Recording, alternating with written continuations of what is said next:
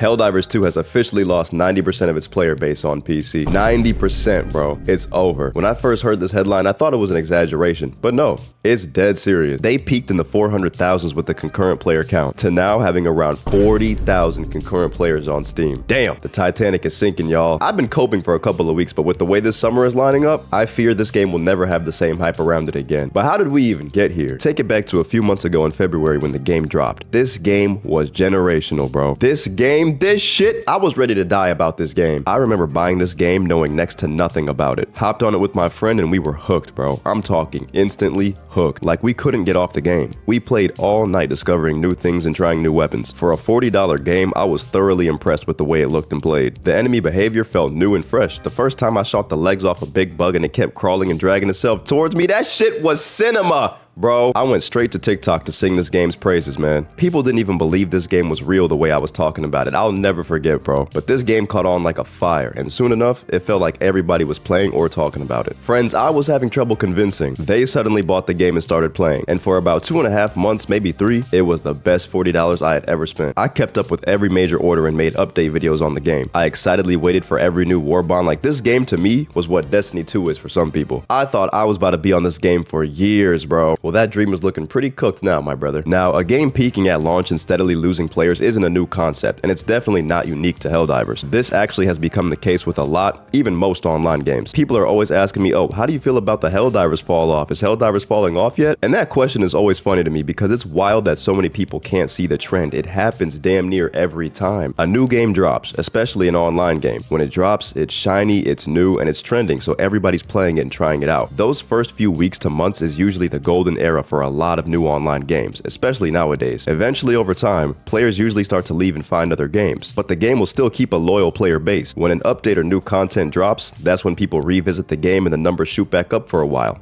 Rinse and repeat. Not every game is going to be like a Fortnite or something that stays on top of relevancy for years. I think games like that really mess up people's perspectives on online games, because it seems like any game that's not pulling 1 million players every day like Fortnite has for the last 7 years is falling off. But that's not necessarily the truth. The biggest problem about the Helldivers decline is that it was completely preventable. Once you get to a certain point, the content in Helldivers can feel a bit repetitive, but that wasn't even their biggest problem. I can tell you exactly what their first step in the wrong direction was: their weapon balancing. Now, I'm not going to be the guy that says, bro, it's a PvE game, you don't nerf weapons in a PvE game, because that's just not true. What I will say is that in a PvE game, you have to find a sweet spot between having a challenge and making the player feel powerful. I remember seeing in real time how that first balance change instantly split the community, bro. Everybody was running around in the first month of the game trying weapons and loadouts. There was one heavy weapon that the crowd seemed to really enjoy, and that was the railgun. When the game first dropped, the railgun was a unit, boy. It was almost everyone's go-to weapon when it came to robots or bugs, being able to pretty much take out anything in a couple of well-placed shots. Arrowhead, the developers of Helldivers, decided, hey, you know, there's an awful lot of people using that railgun. We don't really like it when a lot of players use the same gun. We don't like the idea of meta, so we're gonna rip the balls off the railgun. Straight neuter it. Find another gun.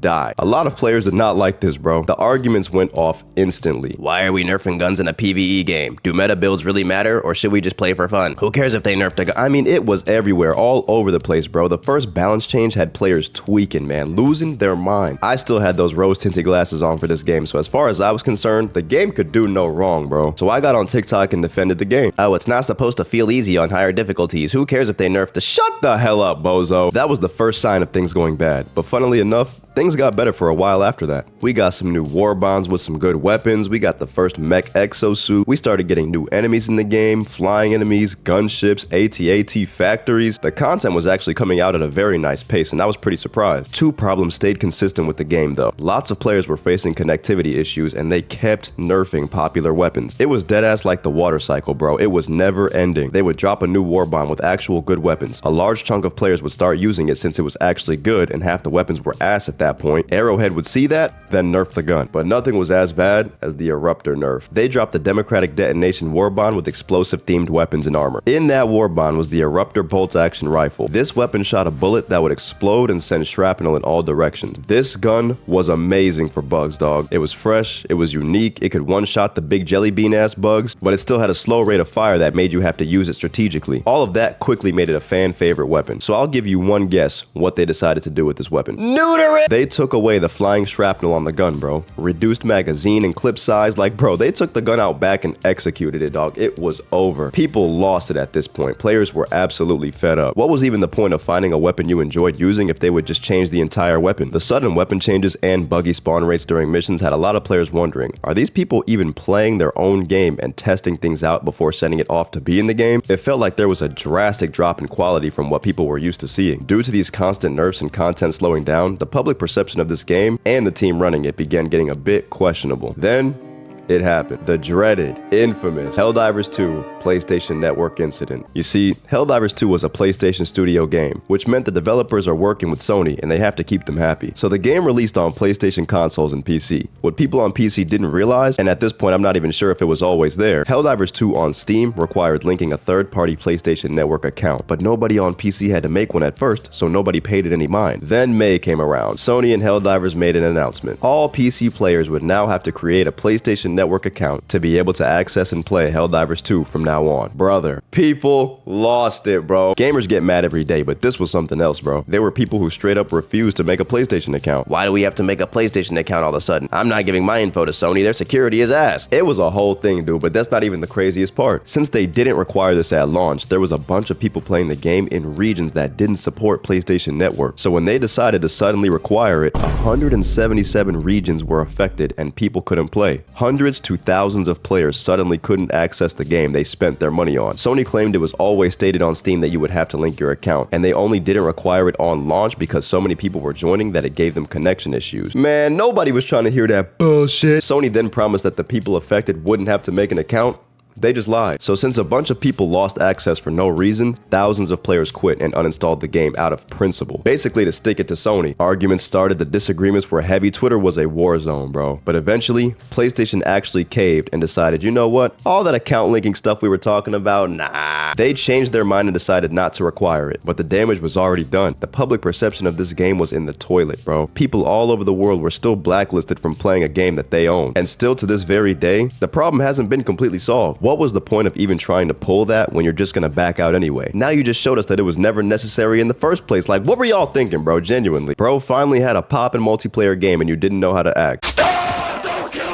I truly feel like they never recovered from that Sony situation for real. The game was going through its darkest period and it was only getting darker. The weapons were all buns, like they all sucked. The enemy spawns were cooked. Players were shut out from the game they loved. They were really fumbling the bag on this one, dog. A lot of faith had been lost in this game and the dev team running it. Arrowhead actually had a contract with Sony to release a new war bond every month. And this is around the time we started getting some ass war bonds. You looked at the first few war bonds and they were filled with weapons, armor, modifiers, etc. There's only been less and less content every time a new war bond drops. Sad part is, the quality has only gotten worse too. I would take less items if they were actually good. They started dropping reskins of rifles and different weapons that were just too weak to even bother with. It's like they were making us pay for water guns, bro. I don't know what they think is fun about going into a war zone with a damn Nerf gun, but it's not enjoyable, bro. It's not fun. But the worst part to me was that armor, bro. The new armor in some of these war bonds is just recolored armor that's being recycled and reused, bro. That's how I figured out why they were so against transmog and armor shaders. Because if they add those, then everyone's gonna realize, damn, there's only like 4 armors in this game for real. They have these little tricks to make it seem like there's a lot more content in the game than there really is. As it stands right now, war bonds are in place as new content, but it's not exactly new content anymore. The 1 or 2 new guns we get can be considered new for sure, but a couple of skins for my Hell Pod?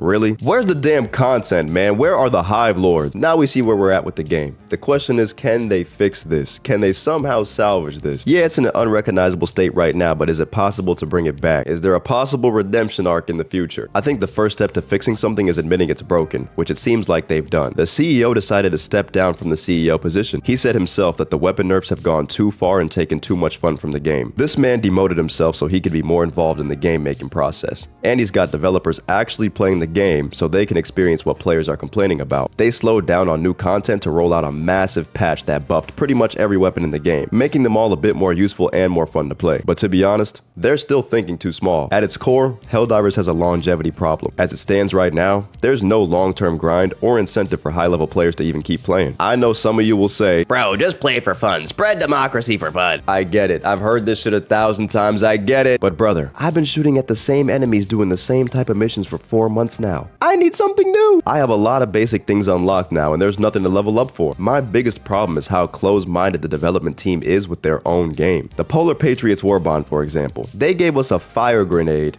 in the Polar War Bond. If y'all were really creative, you would have given us a cryo grenade or an ice grenade, a grenade that detonates on impact and freezes whatever body part of the enemy you hit, making it brittle and easier to shoot off. That would have been lit. That would have been crazy. There's ice planets in the game right now. There's ice on the planets that you slip and slide on. There's blizzards that make you move slow and impair your visibility. You would think that if I put the snow armor on with the spiky boots, that I wouldn't slide on the ice anymore and that I could move freely in the blizzards, effectively giving me an incentive to buy and use the armor on icy planets. But no, the armor doesn't do anything. It just looks kind of cool. The hell are y'all doing? And having these armor passives locked to specific armor is the dumbest thing on the planet. There's no incentive to even get new armor in this game. Once you find an armor with the passive that you like, that's pretty much what you wear. All my friends and I cycle between the same two armors because we like those passives, and we can't change them even though we like how other armor looks. This is so beyond stupid to me, it's not even funny. If we can't do transmog or paint our armor, at the very least, let us assign our own armor passive so we can wear whatever armor we want. Like, I'm literally begging you guys to let me spend money on your game, and you're like, nah.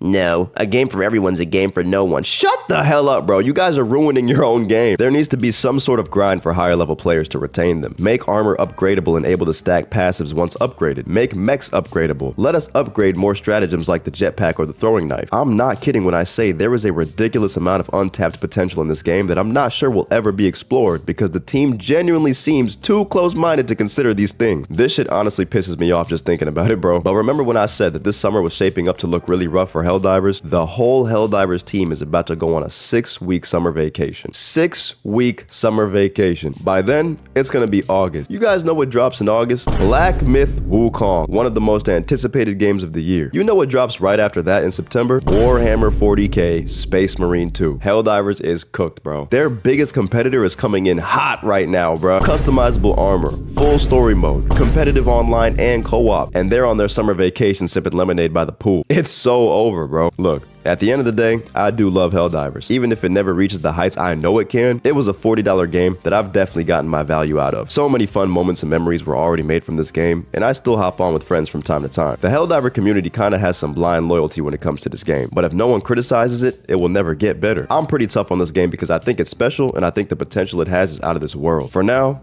I've uninstalled it. But I'll be back on the front lines when the time is right. Maybe when I see a little Illuminate situation, I might hop back on. Let me know what you guys think about all this, man. Are you still playing? Still holding out for that big update when the new alien faction comes? Or have you just completely given up on this game at this point? Drop a comment, leave a like and subscribe, and I will catch you guys on the next one. We've been steady mob, yeah. Running routes, we mob, yeah. In a whip, we mob, yeah. Money straight up past, yeah. Talking shit gon' cost, yeah.